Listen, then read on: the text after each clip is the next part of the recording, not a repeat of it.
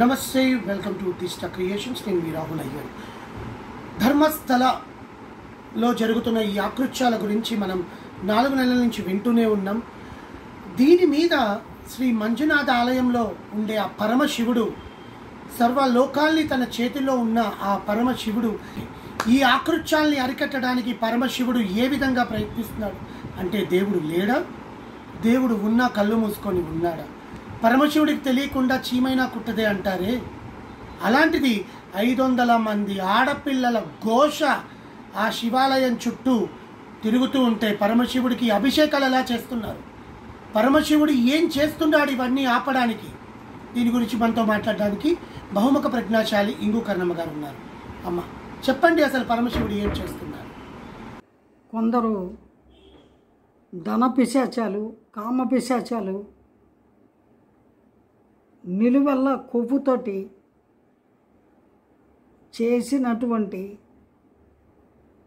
అకృత్యాలని వాళ్ళ దగ్గర ఉన్న కోట్లాది రూపాయలు వెదజల్లి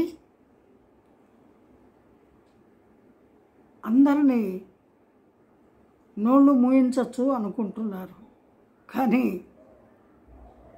వాళ్ళు ఎన్నుకున్న కేంద్రము భగవంతుడు కొలువైన ప్రదేశము ధర్మస్థలి.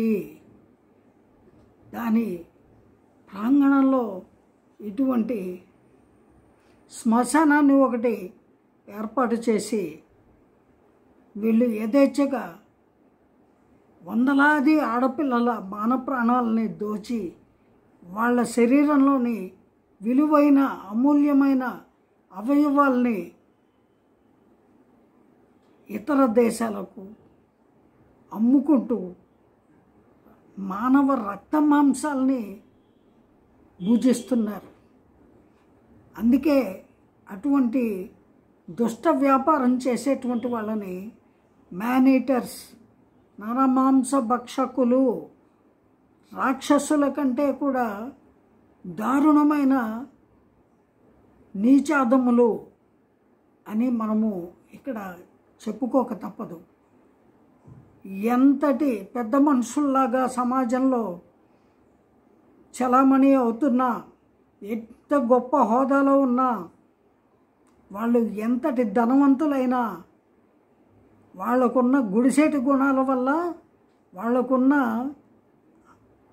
అసహ్యకరమైన ప్రపంచంలో ప్రతి జీవి చీదరించుకునేటువంటి నీచ గుణాలు ఉన్నటువంటి కారణంగా వాళ్ళు చట్టాన్ని తప్పించుకోలేరు, న్యాయాన్ని వదిలి ఎంతో దూరం పారిపోలేరు. వాళ్ళకున్న ఏ శక్తి కూడా వాళ్ళని శిక్షలు అనుభవించనీయకుండా కాపాడుతుంది అనే భ్రమలో ఉన్నారు. ఒకే ఒక అద్భుత శక్తి, super natural power, that is God power. ఆ భగవంతుని శక్తి ముందు ఈ లోకంలో అన్నీ కూడా అసక్తులే అని నిరూపణ జరగబోయే సమయము ఆసన్నమైంది. ఆ మంజునాథుడే అందుకు కారకుడు అని అతి త్వరలో బాధితుల కుటుంబాలు తెలుసుకొని సంతృప్తి చెందుతాయి.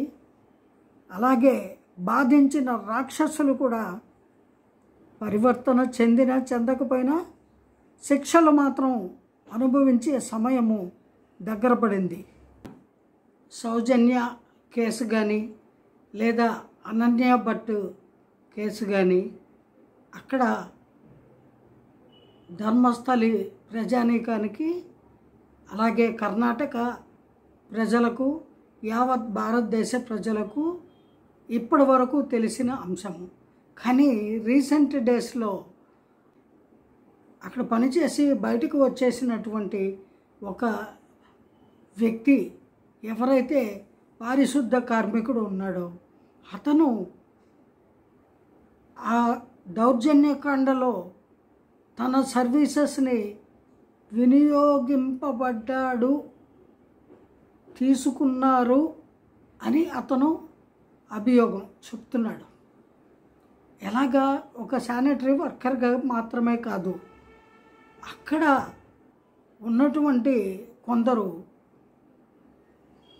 ఉన్నత స్థాయి పెద్దలు, ధనవంతులు, అలాగే మనము చెప్పుకోవాలి అంటే నిలువెల్లా మదమెక్కి దుర్మార్గపు వ్యాపార ధోరణితోటి మానవ శరీర అవయవాలని అమ్ముకునే ఒక నీచ నికృష్ట గ్యాంగు వాళ్ళు ఇతన్ని బెదిరించి, ఇతని కుటుంబాన్ని చంపేస్తామని బెదిరించి, అలాగే ధనాశ కూడా చూపించి, మొత్తం మీద అతని చేత వాళ్ళు వాడుకోగా మిగిలిన కళేబరాలని ఇతని చేత అక్కడ ఖననం చేయించడం, లేదా కాల్పించడం, పూడ్పించడం, ఏదో ఒకటి జరిపిస్తూ వచ్చారట. 1995 నుంచి 2014 సంవత్సరం దాకా దాదాపు అతను నరకయాతన అనుభవిస్తూనే మానసికంగా, మరోపక్క ప్రాణభీతితోటి వాళ్ళ బలవంతానికి తల వంచి ఆ దుష్ట కార్యక్రమంలో పాలు పంచుకోవడం జరిగిందట. ఇదంతా అతని వర్షన్. అయితే మీరు అడిగింది ఏమిటంటే, ఇప్పుడు యావత్ ప్రపంచానికి ఈ విషయము అతని ద్వారా వెల్లడైంది కదా, అయినప్పటికీ కూడా ప్రత్యేక ఎస్ఐటి ఒక విభాగాన్ని రాష్ట్ర ప్రభుత్వము, కర్ణాటక రాష్ట్ర ప్రభుత్వము నియమించి నిన్నటి నుంచి వాళ్ళ కార్యక్రమాన్ని, వాళ్ళు చేయవలసిన విద్యుత్ ధర్మాన్ని మొదలుపెట్టారు అని మనము వార్తల్లో వింటున్నాము. అయినప్పటికీ మీరు అడిగింది ఏమిటంటే, ఇన్ని జరుగుతున్నా అక్కడున్న మంజునాథుడు లేడా? ఆయన చూడటం లేదా? పరమాత్ముడు ఉన్న చోట ఇటువంటి పాప కార్యక్రమాలకి ఎలా సాహసించారు వాళ్ళు? ఆయన చూస్తూ ఎలా ఊరుకున్నాడు అని మీరు అడిగారు. దానికి సమాధానం చెప్తాను. ఈ భగవత్ సృష్టిలో మంచి చెడులు అనేటువంటివి అంతటా ఉంటాయి, సర్వత్రా. మంచి ఎలా ఉంటుందో చెడు కూడా ఉంటుంది. అందులో భాగంగా ఈ చెడుని ఆశ్రయించినటువంటి దుర్మార్గులు ఈ ధర్మస్థలాన్నే వాళ్ళ కేంద్రంగా ఎన్నుకోవడానికి కారణము ఎవ్వరికీ డౌట్ రాదు. అటువంటి పరమ పవిత్రమైన ప్రాంగణంలో, దానికి సమీపంలో ఉన్న ఆ నేత్రావతి నదీ తీరంలో, లేదా దానికి సమీపంలో ఉన్న ఫారెస్ట్లో ఈ శవాల దహనకాండ లేదా ఖననం చేయడము ఇటువంటివి జరిపిస్తే ఎవరికి అనుమానం రాదు అనేటువంటి ఒక ధైర్యంతో, నమ్మకంతో వాళ్ళు ఈ దుష్ట చర్యకు పాల్పడ్డారు. అయితే మనము వాళ్ళ గురించి ఒక నిర్ధారణకి రావాల్సినటువంటి అవసరము లేదు. కారణము, అది చేయవలసిన బాధ్యులు గవర్నమెంటు, అక్కడి గవర్నమెంట్ వారు. అలాగే అక్కడి గవర్నమెంట్ చొరవ తీసుకొని ఇప్పటికైనా కళ్ళు తెరిచి త్వరగా సాక్ష్యాధారాలు ఎవరు మాయం చేయక మునిపే అసలు నేరస్తులు ఎవరు, అసలు నేరము ఎంతవరకు జరిగింది, ఎంతమంది వారి ఘాతుకానికి బలైపోయారు, ఆ మృత్యు ఘోష ఏదైతే అక్కడ ఆత్మల ఆర్తనాదాలు ఆ నదీ తీరం వెంబడి ఘోషిస్తున్నాయో వాటిని తెలుసుకోవడానికి ముందుకు వెళ్ళాలి. ప్రజలకు కూడా ధైర్యాన్ని చెప్పాలి. ఈ విషయాన్ని తేలిగ్గా తీసుకోకూడదు. అక్కడ పోలీస్ శాఖ, న్యాయ వ్యవస్థ చాలా శ్రద్ధతోటి ఈ కార్యక్రమాన్ని చేపట్టాలి.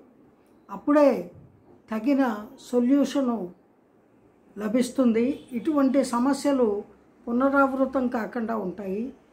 అందుకు ఆ మంజునాథుడు ఇంతకాలానికి వారి మనసుల్లో అటువంటి సద్భావనని కలిగించి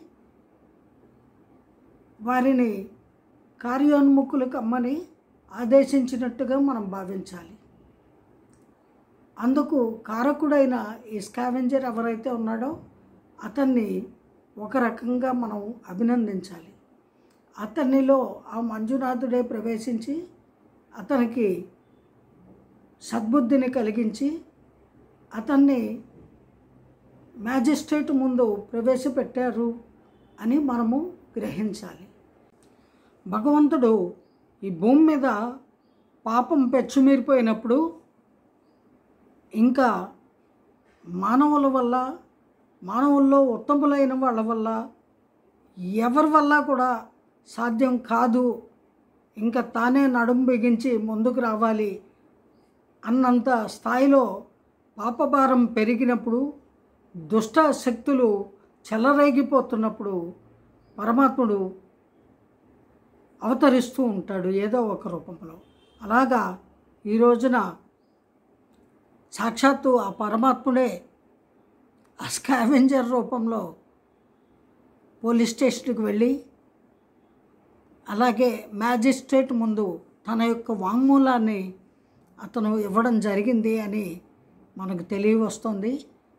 ఈ ఒక్క విషయం చాలు, ఆ మంజునాథుడు అక్కడ ఉన్నాడు, అక్కడ ఉంటాడు అని అక్కడి ప్రజలే కాదు మంజునాథుడిని సేవించేటువంటి ప్రతి మనిషి గ్రహించడానికి.